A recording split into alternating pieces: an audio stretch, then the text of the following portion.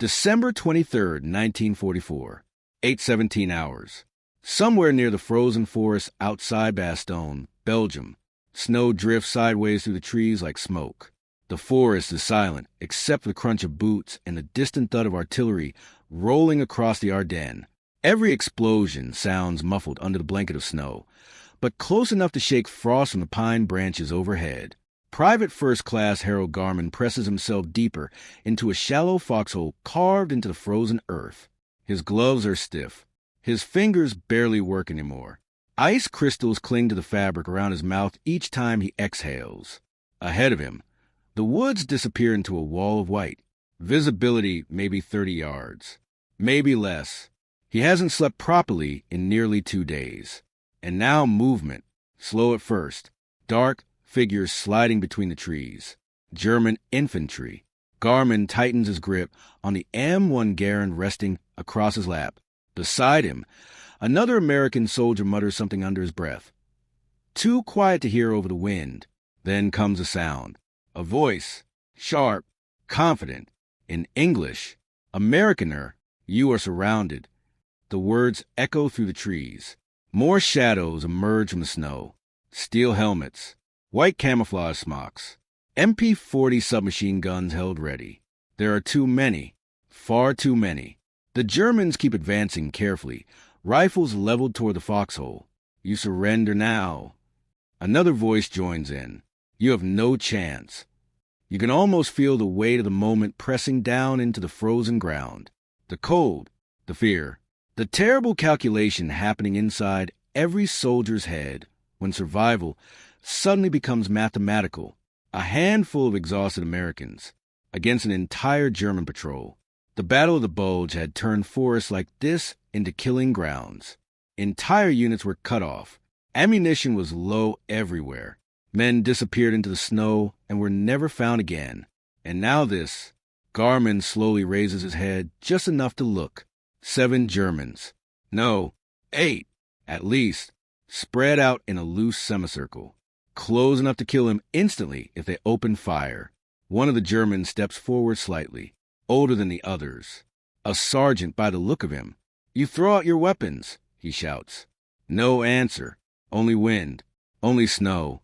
The German sergeant raises his MP-40 higher. You have 10 seconds. The Americans in the foxhole exchange glances. Nobody speaks.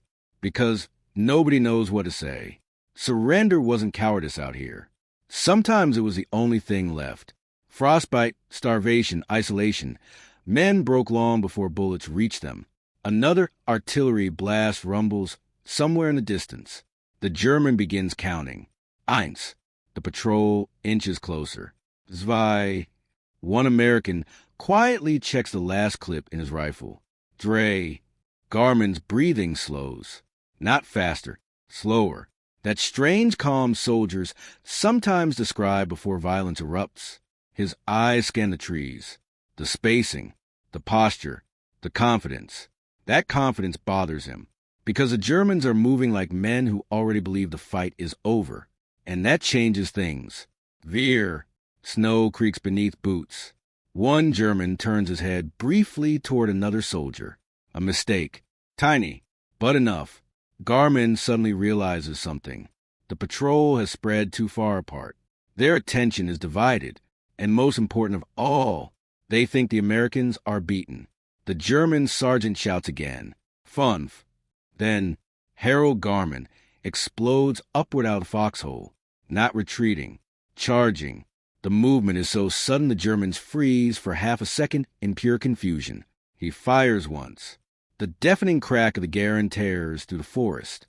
A German soldier spins backward into the snow. Before the others can react, Garman is already moving, screaming at the top of his lungs. Drop your weapons. The command is so aggressive, so unexpected, it hits the Germans like an ambush they never saw coming. The other Americans rise with him instantly, firing from multiple angles. Snow erupts from rifle impacts. The Germans stumble, try to locate targets through the chaos. But confusion spreads faster than bullets. One German drops his MP-40 immediately. Another raises his hands. The patrol had expected surrender. Instead, they walk directly into violent resistance at point-blank range. And psychologically, that shock matters a lot, because in close combat, certainty can disappear in seconds. Garmin keeps advancing, not cautiously, aggressively.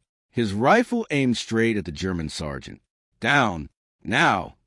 Another American fires over the Germans' heads. Branches explode above them. The patrol collapses psychologically almost all at once. Weapons begin hitting the snow, one after another. MP-40s, Car 98 rifles, a helmet, a canteen. Hands rise into the freezing air. 45 seconds earlier, the Americans had been the ones facing surrender. Now 8 German soldiers stand disarmed in the snow. Prisoners. The silence afterward feels unreal. Only the wind moves. Only distant artillery. One German stares at Garmin with open disbelief, as if he still can't process what just happened. Honestly, neither can the Americans. But the danger isn't over, because deep in the forest behind the captured patrol, engines can suddenly be heard approaching. The engine noise grows louder, low at first, then unmistakable. Tracked vehicles, heavy ones. The captured Germans hear it too. Several of them glance nervously back toward the forest behind them, and that alone tells Harold Garmin everything he needs to know. This patrol wasn't alone. Snow continues drifting through the trees as the Americans force the prisoners down to their knees. Breath hangs in the air around every man like smoke from invisible fires. Garmin keeps his rifle trained on the German sergeant. Who's back there? No answer. The sergeant stares straight ahead. Another engine growls somewhere deeper in the woods. Closer now. You can almost feel the vibration through the frozen ground. One of the American soldiers, Corporal Eddie Martinez, leans toward Garmin, keeping his voice low. That sounds armored. Garmin nods once. He already knows. And suddenly the situation changes again, because taking prisoners is one thing. Keeping them alive while enemy armor moves into the area, that's something else entirely. The Battle of the Bulge had turned forests like these into isolated islands of survival. Units were scattered everywhere. Communications failed constantly. Entire platoons vanished beneath snowstorms and artillery smoke. And in this chaos, German armored columns moved fast. Fast enough to swallow small American positions whole. Garmin studies the prisoners carefully. Most are young, cold, exhausted, but not broken. One wrong move and this entire scene could erupt again. The German sergeant finally speaks. Quietly, there's a half-track coming. Martinez mutters under his breath. Wonderful. Garmin thinks fast. If a German SD, KFZ, 251 half-track rolls into this clearing and sees armed Americans standing over captured German soldiers, the fight becomes immediate, violent, close range, and likely unwinnable. They have maybe 2 minutes, maybe less. The wind shifts through the pines. Then, a metallic clatter echoes faintly ahead, tracks grinding over frozen ground. Closer, Garmin suddenly points toward 2 prisoners. You pick up those weapons. The Germans hesitate. Now! They obey quickly, lifting rifles from the snow. Martinez stares at him. What are you doing? But Garmin isn't answering him. He's watching the trees, thinking, calculating. The half-track doesn't know what happened here yet. That means surprise still exists. And surprise is power.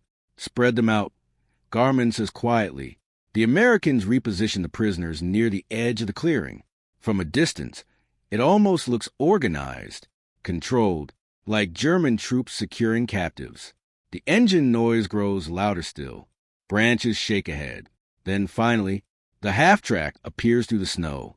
Dark gray steel emerges between the trees like some mechanical animal. Tracks crush ice beneath its weight. Mounted machine gun. Whitewash camouflage streaked with mud and frost.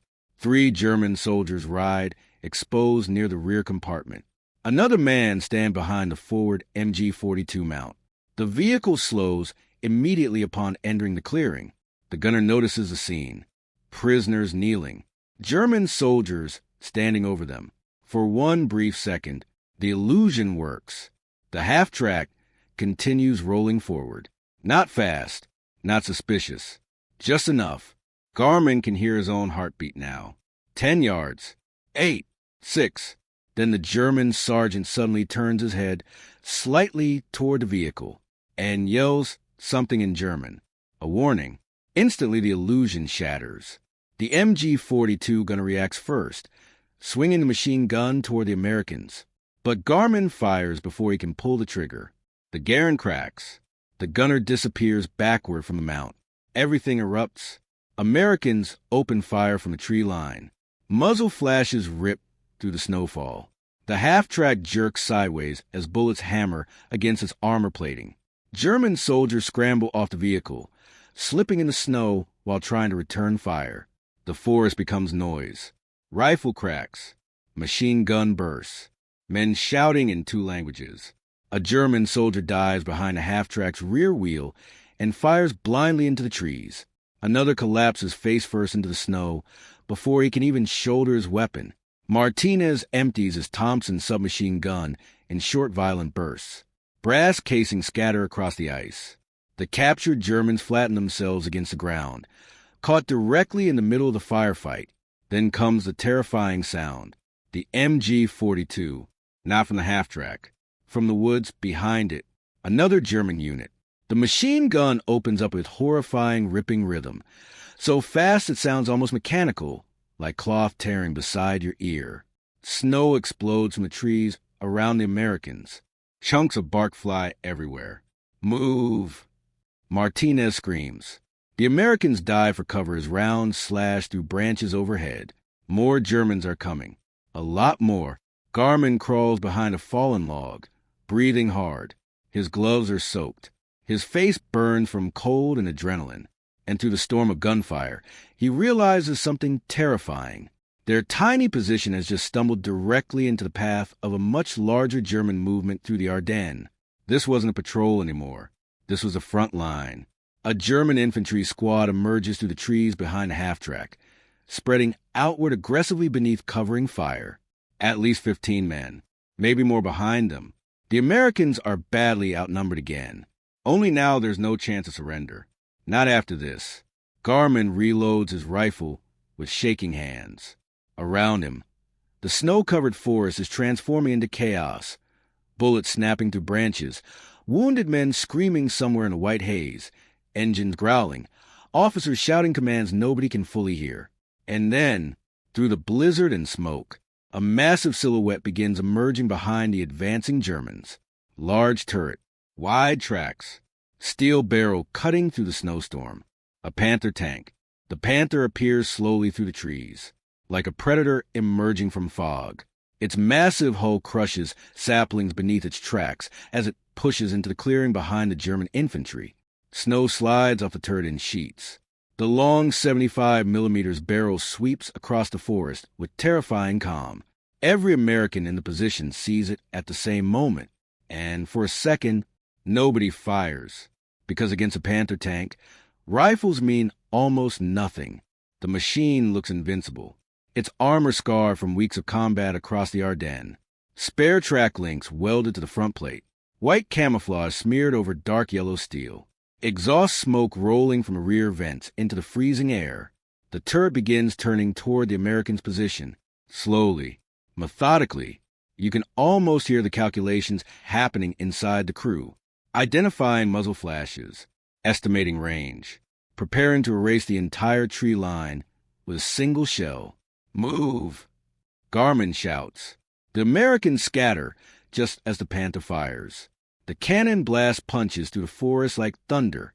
An entire section of trees explodes apart. Wood splinters become shrapnel. Snow erupts skyward. The shock wave slams into the Americans, even from yards away. Martinez crashes hard behind a frozen stump, ears ringing violently. Another shell would finish them. Everyone knows it. The German infantry surges forward behind the tank, using it like a moving shield. Rifle fire intensifies from multiple angles. Bullets whip through the branches overhead with sharp snapping cracks. The Americans are being compressed, pinned, forced backward yard by yard. One soldier screams for a medic somewhere to the left. Another never gets up after the first artillery-like blast from the Panther. And through all of it, Harold Garman keeps thinking about one thing. Anti-tank weapons. Where are the anti-tank weapons? Their small unit had been separated during confusion of the German offensive. Ammunition was scattered. Supply lines were collapsing everywhere around Bastogne. Entire American formations were fighting with whatever they could carry. And right now, that wasn't enough. The Panther advances again. Tracks grinding. Turret rotating. Absolute confidence. The Germans behind it begin shouting to each other, energized now that armor support has arrived. One of them points toward Garman's position. The tank barrel follows. Garman throws himself sideways an instant before the second shell detonates against a fallen log he'd been hiding behind. The explosion lifts snow and dirt into the air like a volcanic eruption. Heat washes across his face. For several seconds, he can't hear anything except a high, ringing whine. Then slowly, sound returns. Machine guns. Shouting. The deep grinding roar tracks. And something else. A voice. Martinez. Garman. Garman turns. Martinez is crouched beside the wrecked half-track, waving frantically towards something half-buried beneath a dead German soldier. A bazooka. American. Probably abandoned earlier during the fighting. Garman's eyes lock onto it instantly. The Panther keeps moving. 30 yards now. Maybe less. The Germans know the Americans are collapsing. You can see it in the way they advance. More aggressive now. Rifles firing from the hip. Officers pushing men forward through the snow. The tank turret turns again. Searching. Hunting. Martinez reaches a bazooka first and yanks it free from the snow. Rocket still loaded. That changes everything. Suddenly there's a chance. Small. Fragile. But real. Garman scrambles toward him under heavy fire. Bullets slice through branches overhead. One round punches into the snow inches from his hand. The Panther fires its machine guns now, spraying the forest edge in long, violent bursts. Trees splinter apart. The Americans flatten themselves into the frozen ground. Martinez thrusts the bazooka toward Garman. You shoot better. The weapon is freezing cold in his hands. Heavy, awkward, but familiar enough. Garman quickly checks a rear tube. Clear. He glances up. The Panther is angling sideways through the clearing now, exposing more of its flank armor while engaging the American positions. Still too far for a guaranteed frontal penetration. But the side? Maybe, if the rocket hits correctly, if it doesn't bounce, if the launcher even fires in this cold. A lot of ifs. And the Germans are getting closer every second. The Panther halts briefly behind a line of shattered trees. Perfect angle. Garman drops to one knee in the snow, raises a bazooka, steadies his breathing. Around him, the battle becomes strangely distant for one suspended moment, like the entire forest narrows down to a single target framed inside drifting snowflakes. The tank turret begins turning toward him. Too late. Garman squeezes the trigger. The bazooka erupts with violent backblast, flame bursting from the rear tube into the frozen air. The rocket streaks across the clearing and slams directly into the Panther's side armor.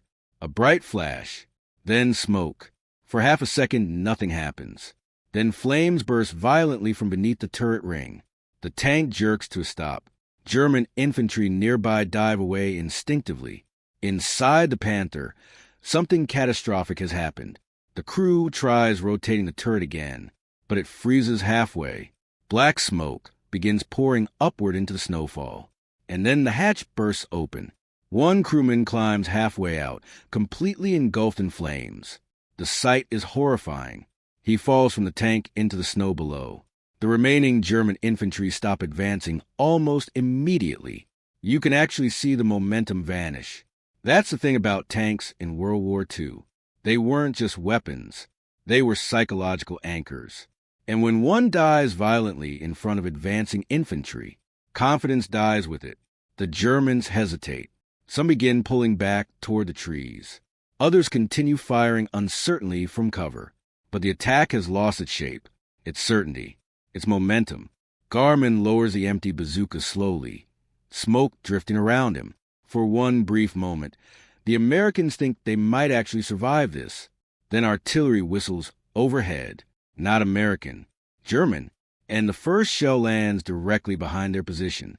The artillery lands with terrifying precision. The first shell detonates behind the American line, throwing snow, dirt, and shattered branches 30 feet into the air. The second hits seconds later.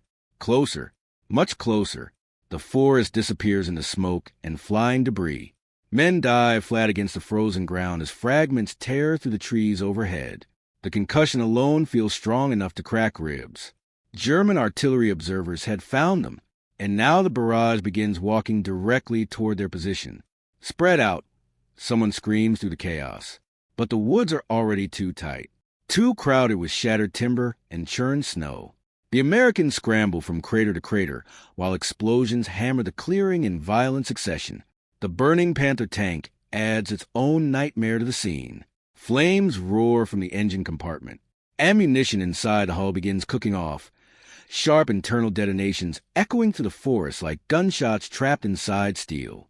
One of the American soldiers, Private Lewis Turner, stumbles through the smoke, clutching his bleeding arm. "I can't find Keller," he shouts. Nobody answers him, because nobody can hear properly anymore.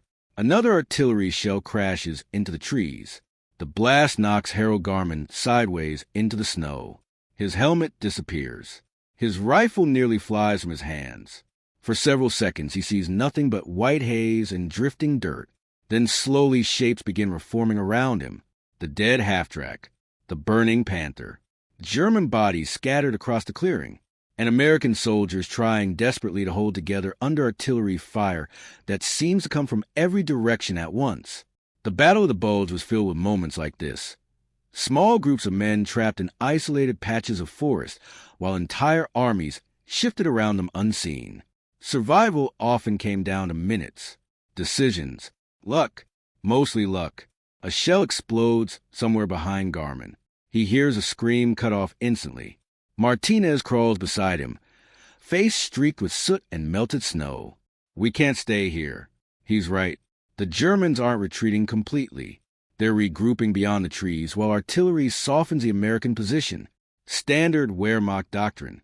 Pin the enemy, disorient them, then finish the attack with infantry, and eventually more armor would come.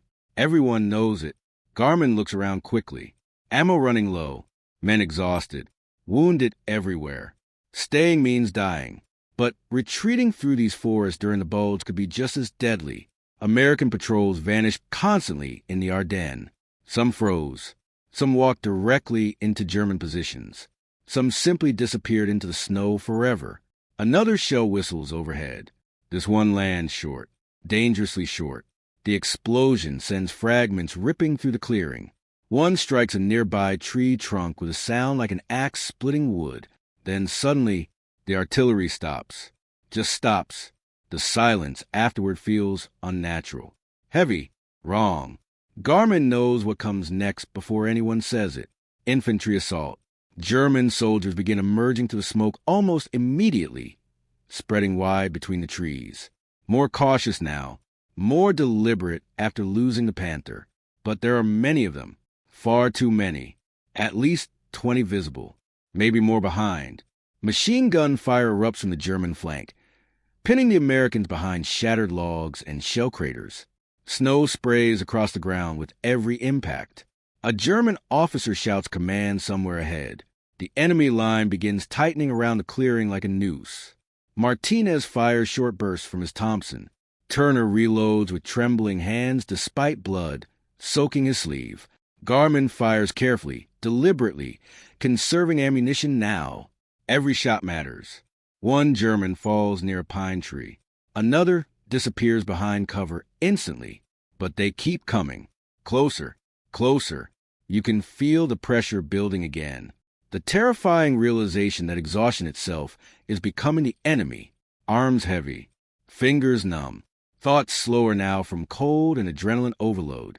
Then, a new sound cuts through the battlefield. Not German. Different engine tone. Louder. Faster. Everyone pauses for a fraction of a second trying to identify it. The Germans hear it too. Heads turn toward the road beyond the forest. The sound grows rapidly. Multiple engines. American engines. And then the first Sherman tank bursts through trees like a charging animal, smashing through branches as its turret swings toward the German line. White star painted across the hull. American. The effect on the battlefield is immediate. The Germans freeze. Some begin retreating before the Sherman even fires. Then the tank cannon erupts. The shell slams into the tree line behind the German advance, blasting apart snow and timber in a violent wall of debris. 2 more Shermans follow behind it. American infantry pour through the woods alongside them, shouting as they advance. Relief surges through clearings so hard it almost feels unreal. For the first time in what feels like hours, the Germans are the ones falling back. Fast. Machine gun fire from the Shermans rakes the forest edge. German soldiers vanish into the smoke and snowfall, dragging wounded men with them while officers scream for order. The attack collapses. Just like that, the surviving Americans stare in disbelief as reinforcements flood into the position. 1 Sherman rolls past a burning Panther, its crew briefly staring at the destroyed German tank, as if trying to understand how a tiny, isolated group of infantry managed to kill it. Martinez laughs suddenly, not because anything is funny, because adrenaline has nowhere else to go. Garmin finally lowers his rifle completely. His hands are shaking uncontrollably now, from cold, from exhaustion, from a realization that 45 seconds of defiance had somehow spiraled into an entire battle. Snow continues falling softly across the wreckage. Burning fuel crackles in the frozen air. And among the scattered prisoners kneeling in the clearing, the original German sergeant quietly watches Harold Garmin with an expression that almost looks like respect. Because both men understand something now. The Americans were supposed to surrender. Instead, they changed everything.